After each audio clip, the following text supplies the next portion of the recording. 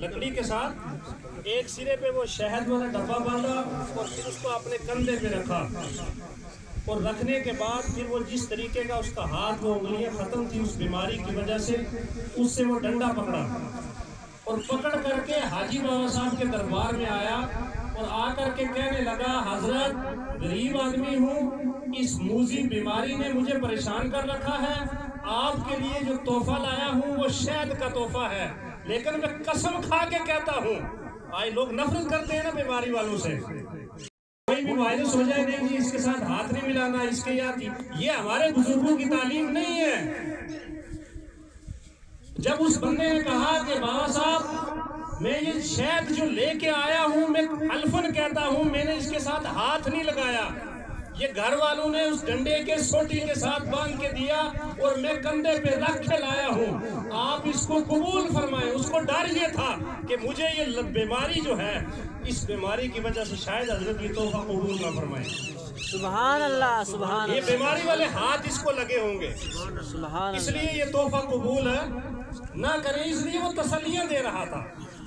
کہ حضرت میں نے ہاتھ نہیں لگائے، اسی ڈنڈے کو اسی سوٹی کو پکڑ کے میں یہاں لایا ہوں۔ تو بابا صاحب جلال میں آ گئے۔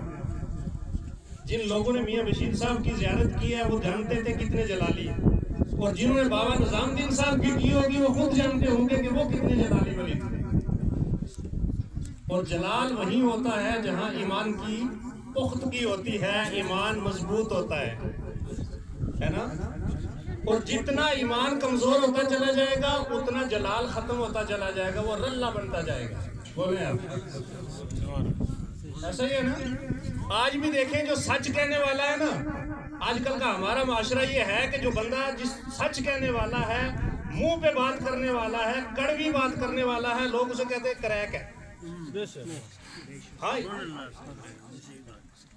اور جو بندہ گول گول کر کے ٹال مٹول کر کے ادھر سے گھما کے ادھر گھما کے یہ بھی ناراض نہ ہو وہ بھی ناراض نہ ہو، یہ بھی بچ جائے وہ بھی بچ جائے، میرا جو معاملات ہیں وہ بھی چلتے رہیں، جو ایسے گول مول کر کے بات کرتا ہے اس کو لوگ بولتے ہیں یہ سیاسی ہے، یہ سمجھدار آدمی ہے، یہ سیاست کو جاننے والا ہے۔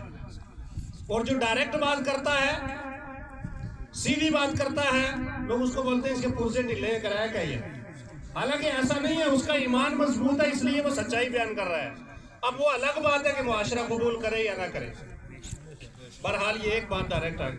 تو وہ تسلیاں اس لیے دے رہا تھا کہ کیا پتا یہ جو بیماری ہے کوڑ کی بری مرض جسے پہلے زمانے میں کہا جاتا تھا، اس کا بہت چھوت چھات والی بیماری کہا جاتا تھا، لوگ اس کے ساتھ کھانا نہیں کھاتے تھے، اس دور میں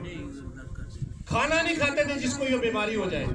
تو جب بابا صاحب کے پاس آیا نا تو اس نے تسلیاں دی کہ حضرت، حالانکہ اللہ کے ولی کو پتا تھا جب یہ چلا ہے کیسے لے کے آیا کیا ہوا، لیکن وہ تسلیاں دے رہا ہے، حضرت میں نے ہاتھ نہیں لگایا اس کے ساتھ، میں ایسے ہی لے کے آیا ہوں۔ بابا صاحب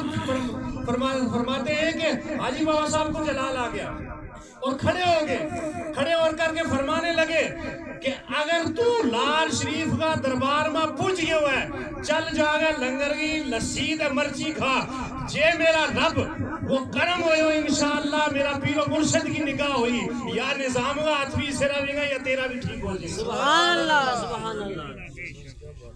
اور لنگر کی لسی اور مرچی کھلائی، الحمدللہ وہ ہاتھ ٹھیک ہو گئے اسی وقت۔ یہ کوئی معمولی بات نہیں ہے ولیوں کے دربار میں ان کی